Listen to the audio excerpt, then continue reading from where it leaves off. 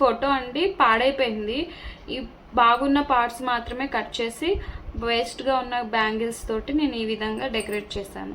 చూసారు. హాయ్, ఈరోజు నేను బ్యాంగిల్స్ తోటి మంచి ఆర్ట్ చేయబోతున్నాను. చూడండి, చాలా ఈజీ. సరేనా? ఫస్ట్ మనం బ్యాంగిల్స్ తీసుకోవాలి. ఇవి నేను వాడేసినవండి. వాడినవి మళ్ళీ మనం వాడాం కదా, అప్పుడు మనం ఇలా ఆర్ట్ అనేది చేసుకోవచ్చు. చాలా బాగుంటుంది ఈజీగా. ఇట్లా ఫెవికాల్ గమ్ తీసుకోండి. దీన్ని బ్యాంగిల్ చుట్టూ ఇలా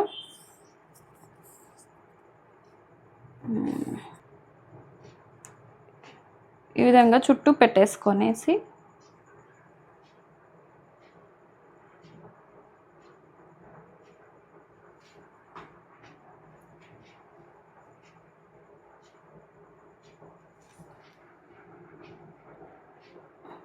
కరెక్ట్ పొజిషన్ చూసుకొని పెట్టేసుకోండి. నెక్స్ట్ ఇంకో బ్యాంగిల్. మనం ఊరికే వేస్ట్ గాజులని పడేయకుండా ఇలా సింపుల్గా చేసుకోవచ్చు.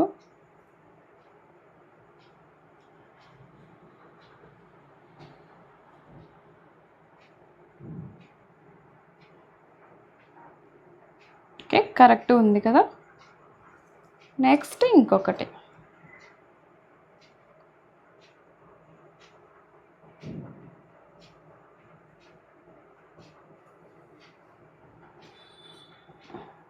దీన్ని సెంటర్లో పెట్టేద్దాం. ఓకేనా? నెక్స్ట్ చూడండి, ఈ విధంగా దీనికి పెట్టేసుకుని మనం దీనికి సెట్ అయ్యే విధంగా అరేంజ్ చేసుకోవాలి. మనం డిఫరెంట్గా పెట్టుకోవచ్చు.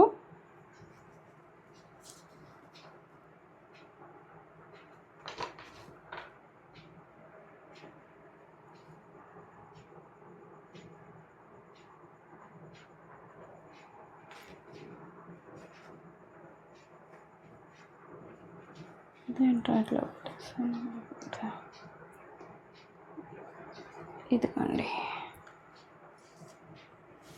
చూడండి బాగుందా? చాలా సింపుల్గా అతికిచ్చేస్తా కదా, చాలా బాగా అతుక్కుంటుందండి. ఎటువంటి డిస్టర్బెన్స్ ఉండదు.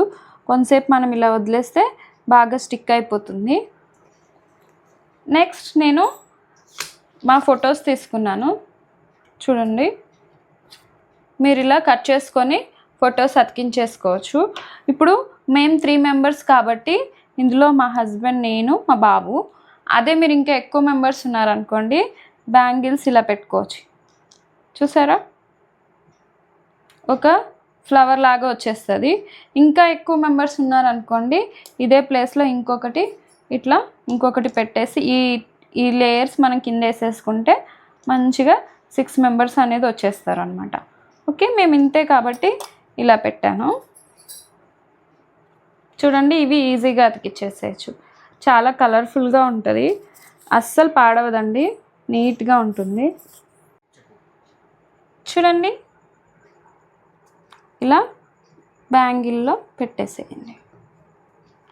పెట్టేసి కిందికి ఇలా అనేస్తే మంచిగా అతుకుపోతుంది లోపల వరకు.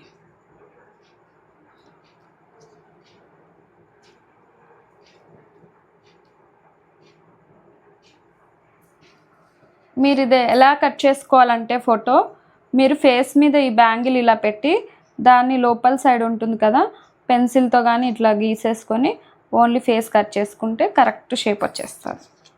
అంతే. ఇంకోండి ఇలా పెట్టేసి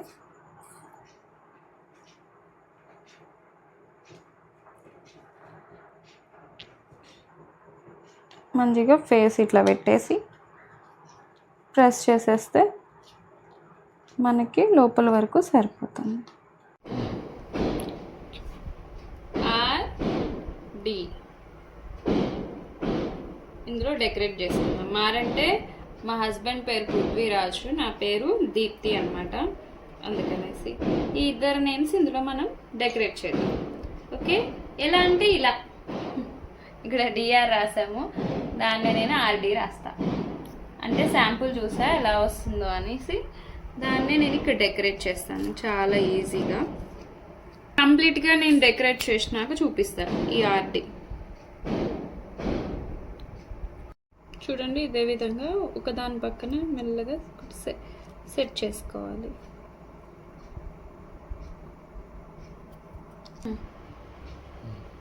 చూడండి ఫినిష్ అయిపోయింది. ఆరిపోతే ఇంకా నీట్గా కనిపిస్తుందండి. ఓకేనా, మళ్ళీ మనం ఇక్కడ డెకరేషన్ చేసుకుందాం.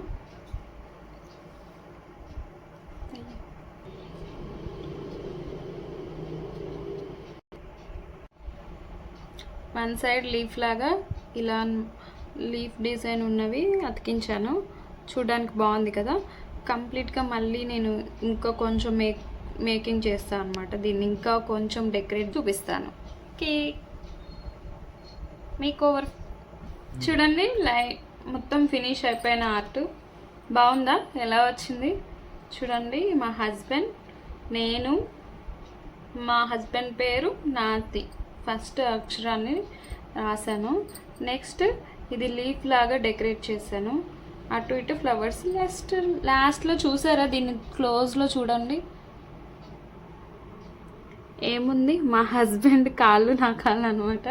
ఇది నేను లవ్ షేప్లో కట్ చేసి ఇలా డెకరేట్ చేశాను. ఈ ఫోటో అండి పాడైపోయింది.